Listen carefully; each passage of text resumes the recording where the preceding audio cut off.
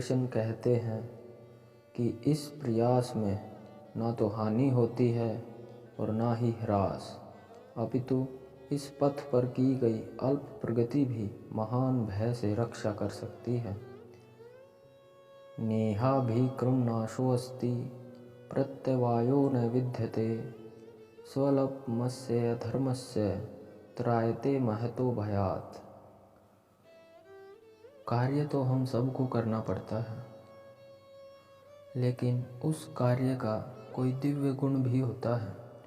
ईश्वर की भक्ति में लीन रहकर हर कार्य को ईश्वर का दिया हुआ कार्य समझकर तथा इंद्रिय तृप्ति की आशा ना करके ईश्वर के हित में कार्य करना, यही उस कर्म का सर्वोच्च दिव्य गुण होता है।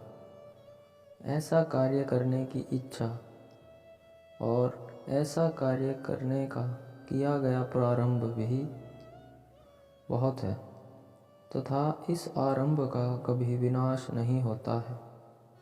अर्थात हम दिन भर में ऐसा कोशिश करते रहें, उस प्रयास में लगे रहें कि हम अपने सारे कार्यों को ईश्वर की भक्ति में लीन रहकर ही पूर्ण करेंगे तथा हर कार्य को, हर बाधा को हम ईश्वर द्वारा प्रदत्त समझेंगे तथा किसी भी कार्य के फल की इच्छा नहीं करेंगे।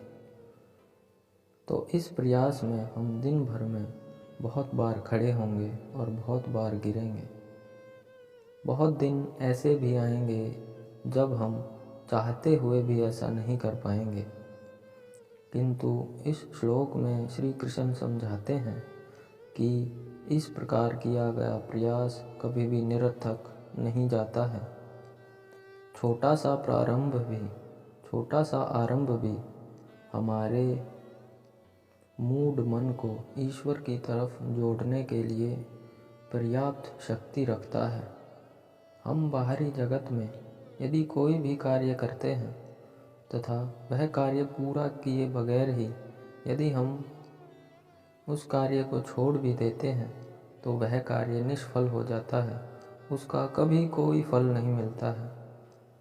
किंतु आध्यात्मिक स्तर पर यदि हम कर्म के दिव्य गुण को जानकर अपने सारे कार्य ईश्वर की भक्ति में लीन रहकर करते हैं तो इस प्रकार किया गया एक भी कार्य हमें बहुत अधिक आध्यात्मिक लाभ पहुंचाने की शक्ति रखता है। यदि इस प्रकार का 1% भी कार्य पूरा हुआ हो तो उसका स्थायी फल होता है और अगली बार 2% से शुभारंभ होगा। किंतु इस सांसारिक कर्म में जब तक 100% सफलता प्राप्त न हो तब तक कोई लाभ नहीं होता है। श्रीमद् भागवत में इसका एक सुंदर विश्लेषण प्रस्तुत किया गया है। कहा गया है, यदि कोई अपना धर्म छोड़कर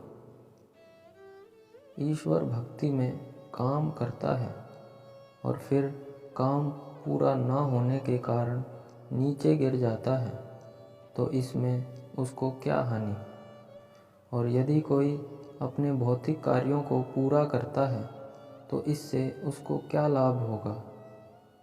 अर्थात यदि कोई अपनी आत्मा को खोकर संपूर्ण जगत को पा ले तो मनुष्य को इससे क्या लाभ होगा। भौतिक कार्य तथा उनके फल शरीर के साथ ही समाप्त हो जाते हैं, किंतु ईश्वर भक्ति में किया गया कार्य मनुष्य को इस शरीर के विनष्ट होने पर भी दोबारा ईश्वर भक्ति तक ले जाता है। कम से कम इतना तो निश्चित है कि अगले जन्म में उसे सुसंस्कृत परिवार में या धनी मानी कुल में मनुष्य का शरीर प्राप्त हो सकेगा, जिससे उसे भविष्य में ऊपर उठने का अवसर प्राप्त हो सकेगा। ईश्वर भक्ति में संपन्न कार्य का यही अनुपम गुण है। आपके भीतर बैठे श्री परमात्मा को मेरा प्रणाम।